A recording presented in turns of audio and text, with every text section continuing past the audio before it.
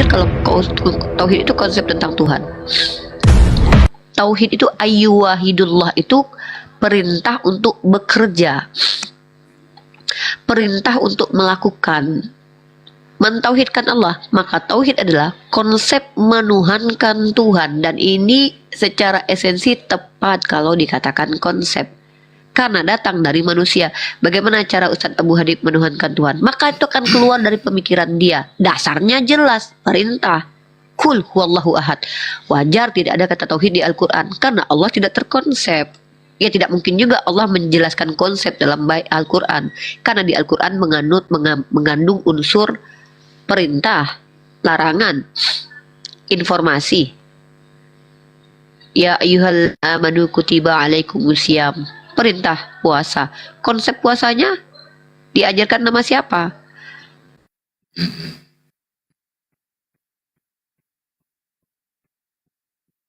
Ilham.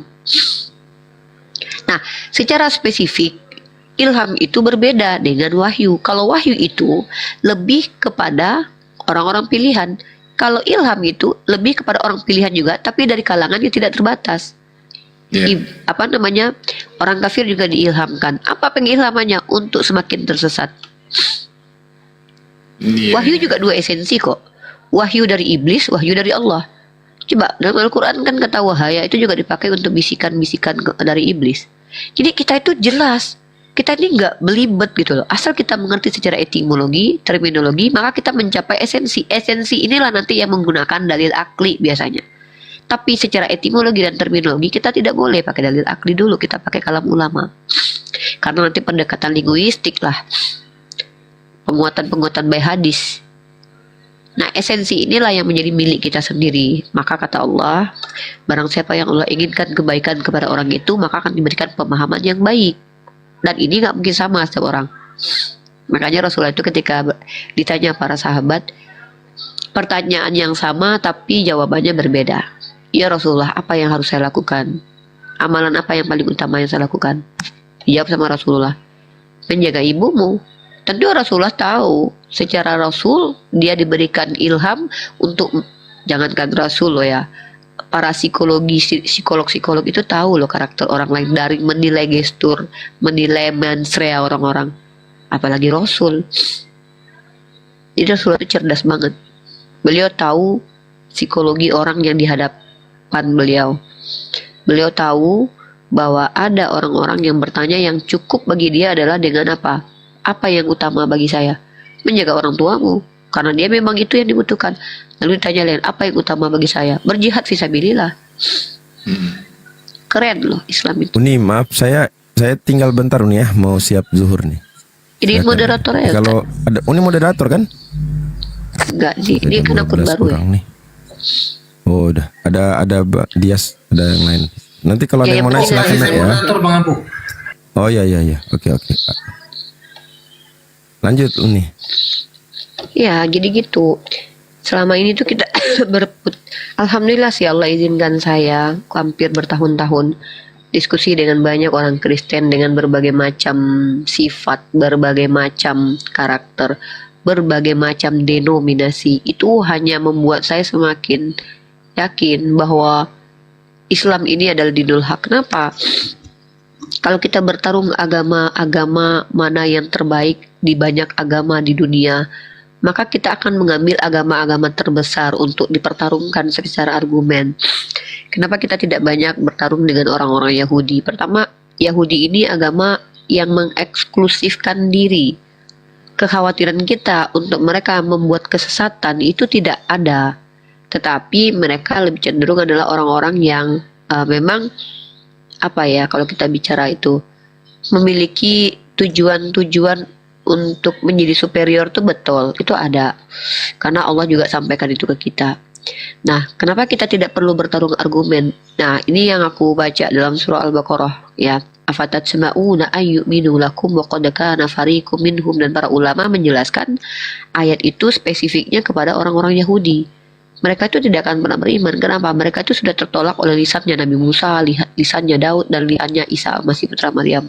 Bagaimana mungkin mereka akan sulit bagi mereka itu ya menerima Rasulullah SAW ketika mereka sudah menolak Isa Al-Masih, kecuali mereka Yahudi yang memang tidak terlalu ikut dengan ajarannya sehingga mereka hanya terlahir di rahim Yahudi, kemudian tidak menolak kenabian terdahulu dan tidak ikut untuk menghujat nabi-nabi terdahulu. Karena yang aku lihat dari pola agama kita menjelaskan dan bagaimana cara Allah memperlakukan hambanya, satu kaum atau satu umat yang kejahatannya itu tuh implikasinya penyesatan untuk seluruh manusia dan kezaliman besar, itu jarang dibiarkan oleh Allah untuk kembali bertaubat. Contoh kayak Fir'aun, contoh kayak Abu Lahab. Bahkan Abu Lahab sendiri dikunci di Al-Quran bahwa dia akan menjadi penghuni neraka. Apakah Allah tidak mau menerima taubat? Enggak, bukan. Tapi kalau yang aku lihat dari cara Allah memperlakukan hambanya, hamba tersebut akan diberikan berkali-kali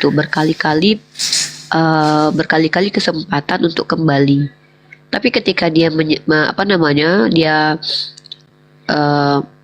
tidak menerima itu, maka akan semakin dibuat tersesat orang ini. Contoh kayak Edis misalkannya. Edis itu aku sudah bisa bilang tuh kayak surah Al-Baqarah ayat 6 ya. Nah, kenapa Demian bisa mualaf padahal dia? Coba lihat pola Demian. Dari dulu Demian tuh aku tahu banget loh. Demian itu dulu dia mengingkari di awal-awal karena memang dia belum belajar. Dia ingkari. Terus dia belajar, terus dia terdiam. Lama dia nggak muncul. Nah, jadi itu beda. Tapi kalau Sofiatul, Edis, Kiamat, aku nggak tahu ya apakah posisi, aku hanya Allah yang tahu. Aku nggak boleh memastikan nih, karena apa sih yang sulit bagi Allah. Orang-orang seperti ini tuh kategorinya bukan lagi orang tersesat, tapi penyesat. Jadi Kiamat, Edis, dan Sofiatul itu adalah orang yang sia-sia kalau aku diskusi dengan dia gitu. Sia-sia kalau goalnya adalah mereka. Sia-sia kenapa? Mereka itu bukan orang tersesat, tapi penyesat. Menyengajakan untuk menyesatkan orang dia. Gitu. Hanya Allah yang dan itu pun kayaknya kalau memang Allah seperti itu, Tuhan kita memang seperti itu, harusnya Fir'aun itu udah diizinkan untuk bertobat. Karena kezalimannya dibuat itu sudah bayangkan dia nginjak Al-Quran, dia menghujat Nabi secara terang-terangan, dia menghina Allah secara terang-terangan. Coba, dan lihat karakter dia bukan karakter orang baik. Tapi Demian beda. Siapa lagi? Banyak yang mualaf itu emang karakter mereka tuh berontak karena ketidaktahuan. Setelah mereka tahu, mereka berpikir gitu. Aku belajar pola itu tuh dari Al-Quran sendiri tahu. Abu Lahab itu, kenapa Abu Jahal itu justru diizinkan Allah bertobat, sementara Abu Lahab enggak? Karena orang-orang ini suami istri itu mereka tuh memeranginya itu dengan kejahilan. Maksudnya itu kayak Nabi nggak ngapa-ngapain, mereka serang. Nabi nggak. Kalau Abu Jahal tuh kenapa dia? Kalau kita lihat pelajari karakter ya. Kenapa dia melawan? Karena dia merasa terganggu imannya. Tapi kalau kayak Abu Lahab emang hatinya dengki banget aja, emang benci banget sama Nabi. Ada atau nggak ada alasan, kita nggak tahu. Benci banget gitu loh. Pakai Fir'aun berkali-kali. Jadi untuk orang-orang seperti Kiamat, Edis, Sofiatul, karena aku sudah pernah berhadapan dengan mereka. Si Kiamat sudah berkali-kali sudah hancur dan babak belur, lalu aku kasih kesempatan lagi untuk dia memulihkan reputasinya yang buruk, ya nggak akan. Sofiatul berkali-kali hancur. Sofiatul itu waktu diskusi sama aku, ketahuan dia berbohong, ketidaktahuan dia ketika dia bilang tidak ada satupun Kristen yang menerjemahkan kata Yahid itu menjadi esa. Aku tunjukin dong Bible-nya Ortodok. Bible-nya Ortodok menerjemahkan dalam kitab 1 Yudas pasal 25 kalau nggak salah tuh. Surat Yudas, Yahid itu diterjemahkan menjadi esa. Di situ dia ngamuk. Dia bilang ngapain bawa ini Ortodok loh. Ini kita melakukan pendekatan linguistik, ilmu pengetahuan, bukan doktrin. Nah, aku sudah mempermalukan mereka sekali, 2 kali. Edis tuh berapa kali? Dia sering banget waktu aku diskusi sama dia. perbedaan bapak dan anak aja dia nggak bisa jelasin, terus aku kasih kesempatan dia lagi untuk berada di samping aku untuk mempromosikannya kepada saudara aku yang muslim, ya nggak mungkin dong. Itu kenapa pola aku dan metode aku berubah sekarang. Kalau dulu metode aku menyerang, masuk-masuk ke komen mereka, pada waktu itu aku butuh pertanyaan mereka. Sama teman-teman kalau seandainya lagi mencoba untuk buka bisnis baru, pasti teman-teman akan cari relasi-relasi banyak kan, gak peduli masuk ke rumah orang, walaupun orang itu pasti tolak. Setelah tahu orang itu tidak berpotensi untuk mengembangkan bisnis, mau nggak masuk ke rumah orang itu lagi? Kan enggak, ya kan? Kita sapa dulu. Nah itu yang aku lakukan. Dulu aku masuk-masuk. Dulu aku masuk ke Komal Si Fatima, masuk di Komal, menguji diriku sendiri dan menguji mereka. Kira-kira diskusi sama mereka ini metodenya seperti apa? Oke, izin Buktinya ini sampai ya, sekarang. kita sapa dulu. Mbak Kung, selamat siang, selamat bergabung Mbak Kung. Mbak Kung. Mbak Kung, selamat siang, selamat bergabung. Izin moderator, yang typing spam itu dibisukan aja. Ini Mbak Kung Islam apa Kristen? Mbak Kung? 127. Apaan sih?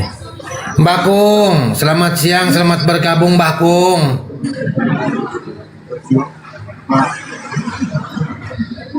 Aduh, gak jelas. Lanjut tuh nih. Kita kirim dulu ke rumah Bapak lah. Iya. Jadi ya kalau aku gitu aja. Yang berdiskusi sama aku adalah orang yang kredibel juga. Kenapa? Masa aku belajar, masa aku sengaja untuk kuliah hanya untuk menghadapi orang-orang non-muslim yang sama sekali nggak belajar. Kata Imam Syafi'i kan begini, kezaliman seseorang terhadap dirinya adalah merendahkan dirinya di hadapan orang yang tidak menghargai dia. Nah terus? Banyak kalian kalau yang orang-orang Islam tuh selalu bilang gini, unik ke Mikana dong, ke Sofia tuh. Kalian pikir aku ayam? Diadu-adu. Justru orang Islam yang nyuruh-nyuruh aku begitu tuh nggak menghargai aku banget, tau nggak? Aku belajar, aku kuliah, aku berpikir, tiba-tiba, Uni masuk dong ke room ini, ke room itu. Hanya umat Islam tuh harus sadar loh sekarang ini. Don't make a stupid people famous, ya kan? Ya kan Bang Milo? Terkadang yang mempromosikan sendiri ya kita. Jadi aku tuh pilih-pilih sekarang. Jujur aku pilih-pilih. Kalau yang mau diskusi sama aku hatuha itu ya harus kredibel. Walaupun terkadang aku kadang-kadang nggak sengaja juga lah ngikutin, gitu kan, yang nggak berkualitas gitu. Kalau sekedar kayak Rasmi, buat aku tuh Rasmi itu sudah gelang ungu gitu loh. Betul-betul gelang ungu Bang Milo. Jadi aku udah bilang, Rasmi gelang ungu. Tugas kamu cuma bertanya. Pertanyaanmu itu penting buat saya. Untuk menjelaskan kepada orang Islam betapa kamu bertanya saja itu menunjukkan kebotolanmu. Tuh. Makanya saya tuh nggak mau, sekarang saya lebih senang di Komal Muslim. Saya maunya kajian yang non Muslim naik ke atas. Gitu loh. Tanya aja sama saya. Itu pun pertanyaannya, seandainya salah saya luruskan. Tapi ini masuk dong ke Komal ini, masuk dong ke Komal itu. Apa nih saya domba kah dia adu-adu itu? Coba kebayang nggak kalian umat Islam, saya lagi di Komal Bang Abu Hadid. Terus kalian suruh saya ke Komal Mikana. Saya turun dari sini terus kayak pahlawan kesiangan masuk ke Komal Mikana. Pas di situ antri berjam-jam gak dinaikin gitu. Orang-orang Islam ini kadang berpikir kayak gitu. Kadang-kadang kecewa, agak kesel Bang. Jujur saya kadang tuh lagi diskusi gitu tuh baca-baca. Uni masuk Komal. Mungkin mereka nggak tahu Bang Milo, tapi mereka nggak sadar juga bahwa apa yang mereka lakukan itu cuma merendahkan. Kayak Bang Zuma pindah dong. Bang Zuma lagi kajian di Komal, dia tuh suruh matikan Komal terus pindah ke Komal penghujat gitu. Kan Iya. gitu kan? Jangan minta diatur nih, biarin aja Umi. Jangan Ya didengerin. nggak mungkin saya minta diatur. Saya kalau yang atur saya itu yang boleh tuh cuma kalau saya tidak bersuami ya orang tua. guru dan dosen. Tapi mungkin beginilah. Tapi Uni. kalau yang berpunya otoritas di diri saya itu ya ya Bang Milo. Tapi mungkin beginilah. Sebab jumlah pengguna TikTok itu yang baru itu kan semakin tambah. Iya betul. Jadi Apa itu saya maklum. Contoh, Saya maklum. contoh ada yang melihat Uni kan. Datang satu tanya ini siapa? Uni. Nanti orang baru masuk tanya lagi ini siapa? Uni. Nanti ada lagi. Iya. Jadi itu saya perkara yang maklum. sama. Tak masalah. Yalah, itulah. Sering tuh. Mbak masuk dong ke Komal ini. Saya tanya, Komal mana? Itu Komal Mikana. Kamu jamin nggak saya diterima di situ? Kan mereka nggak tahu kalau saya udah nampak di Komal Mikana langsung dibisukan, di mute kan? Betul. Iya. Mereka nggak tahu itu kan? Emang kamu, bahkan saya bilang gini, udah gini aja, saya transfer 2 juta sekarang. Asal kamu bisa memastikan saya diterima Mikana atau Agatha di Komaldia ya. Bukan Jam. orangnya loh yang saya kasih duit loh, tapi kamu.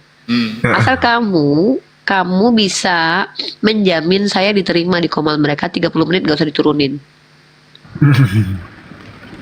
Gitu. 2 juta. Kemarin tuh Bang Milo saya betul-betul real. Saya kalau berjanji itu saya yang mampu saya lah. Kalau saya tak ada uang, kalau saya cakap besar 2 juta itu bohong tuh macam Lina Wijaya. Saya kasih 1 miliar. Kalau ada yang bisa membuktikan hijab itu kewajiban. Ditanya sama Bunda Ike tuh naik. Kau punya tak uang 1 miliar itu? Kalau saya cuma beraninya segitu tuh karena ya kalau segitu kan tidak mungkin lah bisa saya. Nggak apa-apa lah uang belanja saya pun saya kasih tak apalah. Berkorban Tak perlu saya. jual pedang lah ya. Kalau perlu, perlu jual rumah. betul. Tak perlu jual rumah, tak perlu jual ginjal saya. Itu. Macam gitu Bang Milo. Jadi betul Bang Milo, kalau kita ini akan dihadapkan kepada teman-teman muslim yang mereka tuh, bahkan ada Bang Milo, orang Islam tak pernah baca Quran, tak pernah baca hadis, tiba-tiba naik nak menjawab pula. Sekali ditanya, kalimatullah itu apa? Makhluk atau kholik? Bingung menjawab. Dijawab makhluk, wah Mu'tazilah. Dijawab kholik, wah berarti Tuhan kalamullah itu. Al-Quran berarti nangis. Ujung-ujungnya ngadu. Saya tidak pernah lakukan itu dulu Bang Milo. Itu kenapa saya agak berbeda. Kenapa saya tidak terjadi pembelundaran terhadap diri saya dulu? Karena saya sadar diri. Sadar diri itu maksudnya saya tahu saya belum ada kemampuan, saya simak aja dekat bawah. Saya Ukur baju di tonton badan saja sendiri dulu. lah. Ukur baju. Saya tuh masuk di grup WhatsApp Abang Milo. Dulu para apologet ini kan bertempur dekat grup WhatsApp. Iya. Saya masuk, saya simak aja, dengar. Saya tonton juga YouTube Bang Zuma, YouTube Bang Tri, saya tonton aja betul-betul. Oh jadi begini, mereka bertanya. Nah, ada satu topik yang krusial, yaitu tentang Tauhid dan Tritunggal. Saya habiskan masa buat mencari tahu definisi Tauhid, definisi Tritunggal, dari berbagai literasi. Saya belum tahu itu jurnal itu apa, saya belum kuliah waktu itu. Saya tak tahu bedakan apa website dengan blogspot, saya tak pandai bedakan dulu. Saya tak tahu, saya pikir sama aja kan.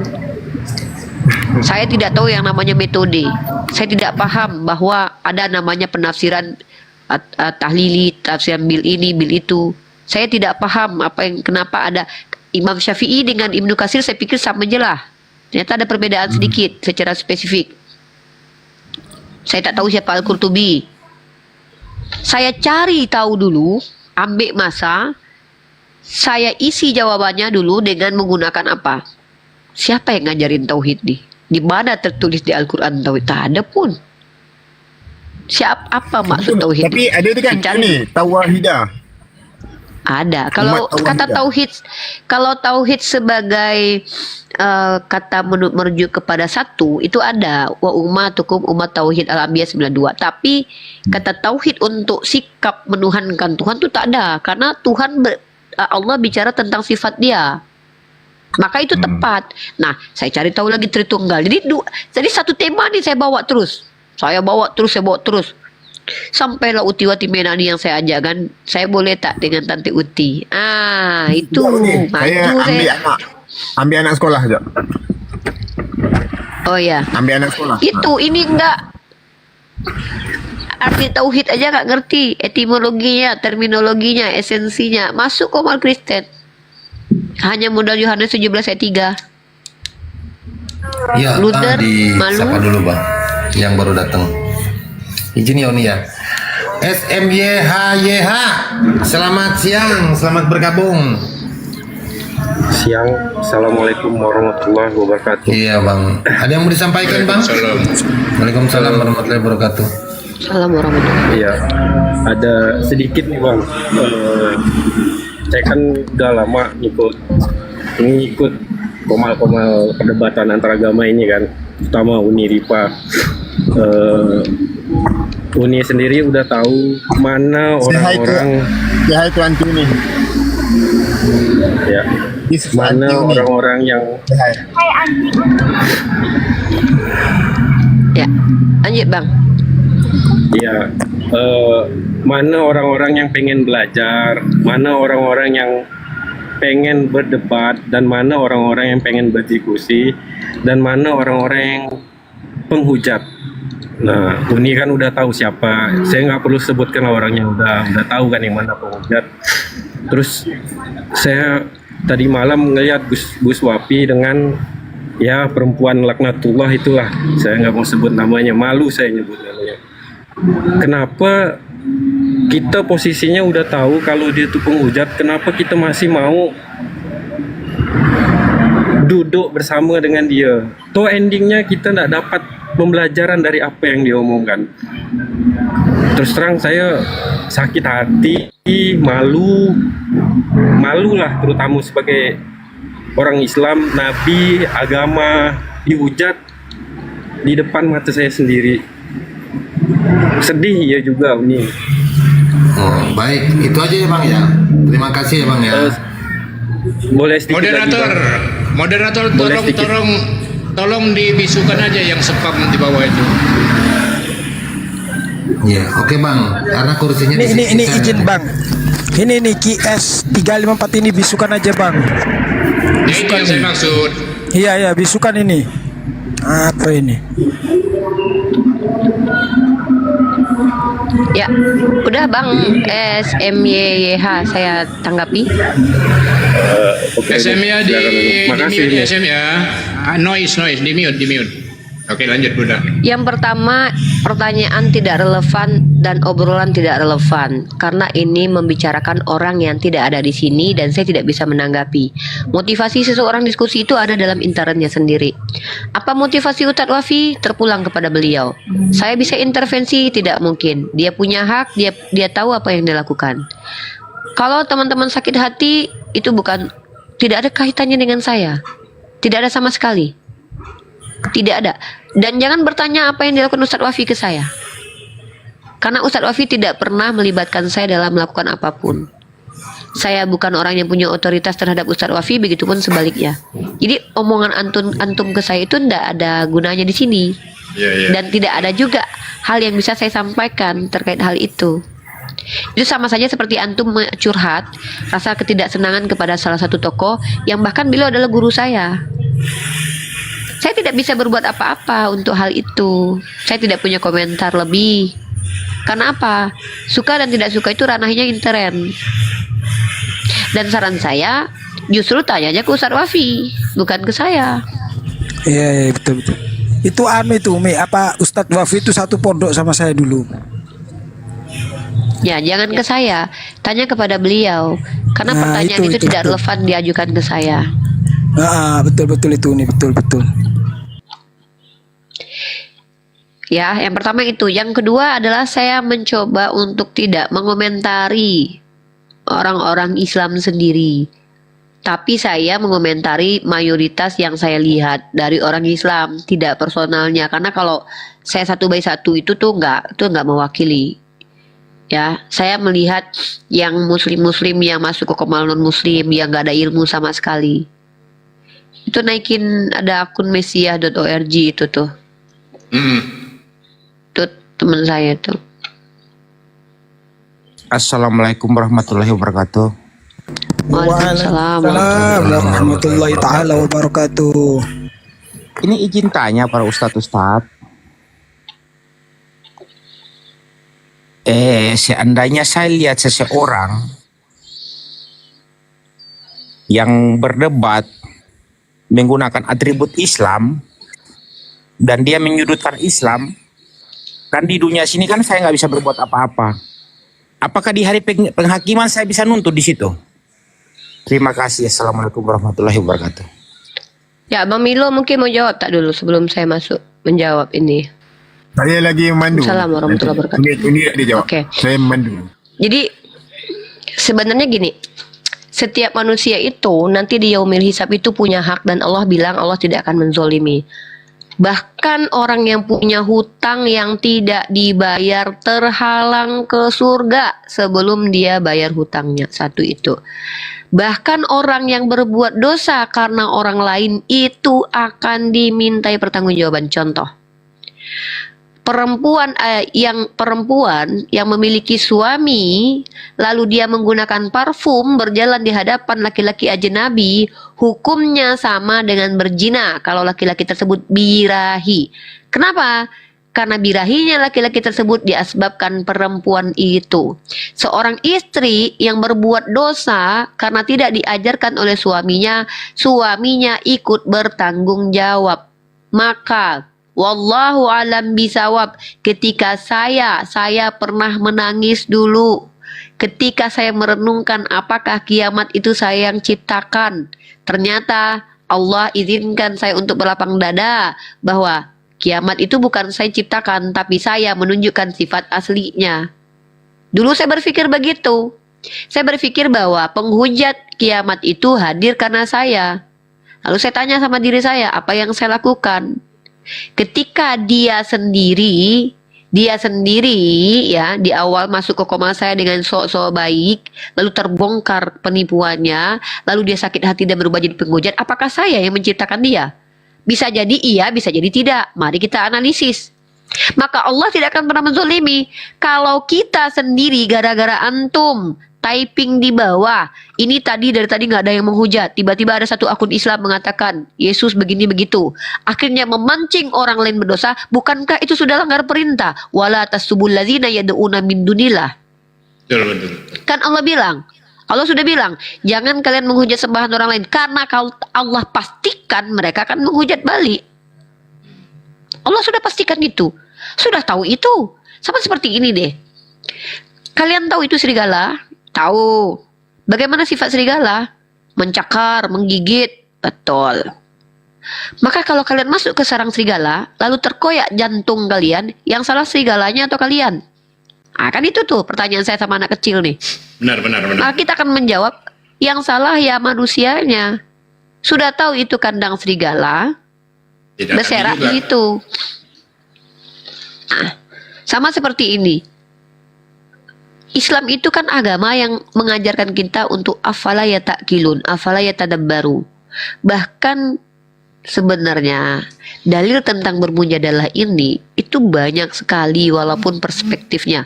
Jangan kalian berdebat dengan ahli kitab, melainkan dengan cara yang baik. Kenapa Allah perintahkan seperti itu? Karena Allah sudah memastikan, Allah yang punya makhluk. Kok penghujat orang kafir ini Allah yang tahu sifat mereka. Karena apa? Sedikit kita keras saja, mereka akan membalasnya 1000 kali lipat dengan kejahatan-kejahatan itu. Nanti nggak sanggup timbul mudarat. Nah, apakah saya adalah orang yang sempurna dalam dialektika? Tidak. Proses kehidupan saya dari berdialektika zaman dahulu sampai sekarang tuh banyak sekali loh. Dulu saya nggak segan-segan loh menggunakan diksi-diksi keras untuk menyadarkan mereka. Tapi ternyata mereka nggak sadar, malah semakin birahi untuk menghujat. Artinya metode saya salah. Ya rubah metodenya. Apa itu? Al-Quran katakan, ini penyesat tidak akan pernah bertobat. Saya nggak mau buang energi lagi. Ngapain? Saya gini. Sekarang gini ya. Apa manfaat saya berdiskusi dengan Edis untuk diri saya dan untuk agama saya? Untuk diri saya, Edis tidak berilmu, tidak menambah apapun ke saya. Untuk umat, wallahi tidak akan ada satupun orang yang berilmu normal akalnya, sehat pikirannya, akan murtad gara-gara jawaban Edis. Masya Allah. Benar, benar, benar. Ada nggak yang percaya kira-kira? Tapi yang saya Gak ada takutkan bunda, itu, gak ada. yang saya khawatirkan itu, kalau Pak Bambang Nursena bicara atau Izutsu Toshihiko atau Elon Musk, karena ada pengaruh. Elon Musk itu dia adalah salah satu orang yang mempengaruhi. Dia influencer, dia seseorang, someone. Kalau dia bicara mengatakan Islam agama ini, yakin saya akan banyak orang terpengaruh. Tapi Edis, scholar bukan, siapa-siapa bukan, ahli bukan. Iya, Di agamanya sendiri dia tidak tergolong ahli. benar. Bahkan pemikiran dia tidak mewakili Kristen mainstream. Harus saya hadapi dia. Mohon maaf, untuk apa? Kalau untuk follower iya, karena warga kita, negara Indonesia ini adalah umat yang suka dengan pertengkaran dan pertempuran. Sorry ya, karena butuhnya hiburan bukan ilmu. Jadi kalau untuk follower betul, saya diskusi sama Eri, saya yakin follower saya akan banyak. Yang nonton akan banyak. Benar, benar. Gitu. Tapi hal itu bisa jadi boleh dilakukan kalau pelakunya adalah Kores. Ya, bisa jadi Ustadz Wafi. Kenapa begitu Bang Zuma kayak sama bom-bom? Kenapa? Ya karena mereka itu bukan hanya defend tapi juga counter. Bisa jadi ketika mereka melayani penghujat-penghujat itu akan menambah mempermalukan mereka. Wallahu a'lam bishawab. Wallahu a'lam bishawab. Tapi kalau saya tidak bisa. Kenapa? Itu hanya akan memancing saya untuk keluar dari jalur saya. Tadinya saya yang sudah berusaha untuk dakwah bil hikmah, karena melihat orang seperti itu saya khawatir saya ke-trigger. Saya tidak sesabar Ustadz Wafi. Saya tidak secerdas Kores untuk menjungkir balikan keadaan. Saya tidak seberilmu Bang Zuma untuk membongkar kesesatan di hadapan publik. Saya tahu diri. Pertama, saya tidak bisa menahan diri. Saya khawatir akan terjadi nanti perkataan yang melampaui batas. Yang kedua, intelektualitas saya itu akan tertutupi oleh perasaan yang menggebu-gebu karena omongan Edis yang melampaui batas. Akhirnya apa? Di situ nanti saya akan menelanjangi diri saya sendiri. Maka saya akan mempermalukan diri saya. Makanya saya ngapain saya berhadapan dengan Edis. Tapi kalau itu Ustadz Wafi, Kores, Bang Zuma, ya bisa jadi saya support mereka. Sama kayak gini. Ada iblis, ada Dajjal. Dajjal itu yang bisa membunuh itu cuma satu orang. Iya. Kenapa Rasulullah melarang Sayyidina Umar Ibn Khattab yang ditakuti oleh setan untuk memenggal kepala Abu Sayyad? Padahal Umar sudah yakin sekali bahwa dia adalah Dajjal. Sementara Umar adalah, kata Rasulullah, andai ada Nabi setelahku maka Umar adalah orangnya. Analisis Umar ini sangat tepat. Bahkan ketika dia meminta untuk memushafkan Al-Quran, itu bermanfaat buat kita. Pertanyaan saya, kenapa Rasulullah bukan melarang? Kenapa Rasulullah malah berkata, kau penggal dia, manfaatnya buatmu apa? Dan bukan kau juga yang mampu membunuh dia gitu. Ketetapan Allah bukan kamu. Maka apakah Umar pada waktu itu dikatakan orang yang tidak punya kekuatan? Umar itu loh tinggi badannya seberapa coba. Kenapa bukan Umar? Kenapa? Ketetapan Allah itu berlaku. Hanya Nabi Isa. Jadi kalau seandainya Dajjal hadir, maka saya akan menghalangi siapapun untuk membantah dia. Karena Allah sudah katakan, Rasulullah sudah katakan, siapa yang mencoba untuk menghadapi ini Dajjal, hanya akan berbalik menjadi pengikut Dajjal. Gitu. Iya. Tapi yang berhak membunuhnya hanya Nabi Isa. Maka sama, yang berhak untuk menghinakan Edis hanya Allah, bukan saya. Jadi saya tidak ada tugas di situ. Karena saya sudah selesaikan tugas saya, sudah pernah saya permalukan dia. Nah ini satu lagi nih, yoga buka koma, saya harus ke sana nih, karena biasanya tuh banyak orang Kristen yang naik ke sana. Kadang saya pindah Komal dulu ya. Oke. Ustadz Abu Adit dan yang lainnya. Oke, terima kasih banyak. Tempat yoga Bang Milo. Dia tuh buka komal, nanti Oten naik ke situ, nanti dia terpancing, dia lagi puasa juga kan. Mualaf kan harus kita macam mana kita tak bimbing. Begitu aja ya. Oke, Assalamualaikum Uni. warahmatullahi wabarakatuh. Waalaikumsalam warahmatullahi wabarakatuh.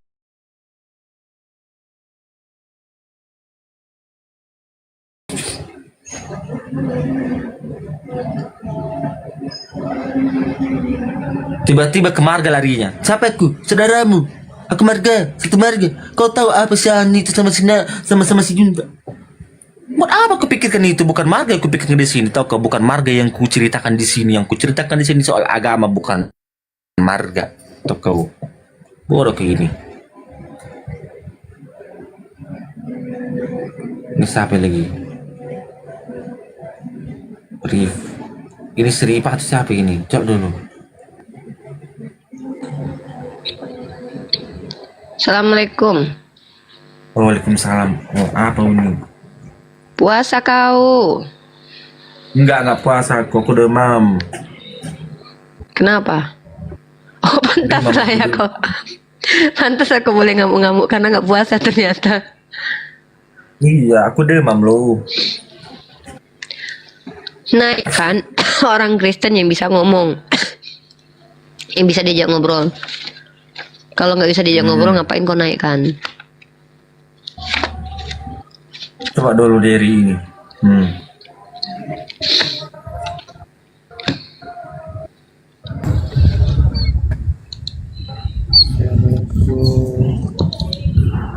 Selamat siang, Dery. Deritan, selamat siang. Kau bikin thumbnail nanti gini ya. Aku mau bikin thumbnail dulu di YouTubeku biar kita live kan ini.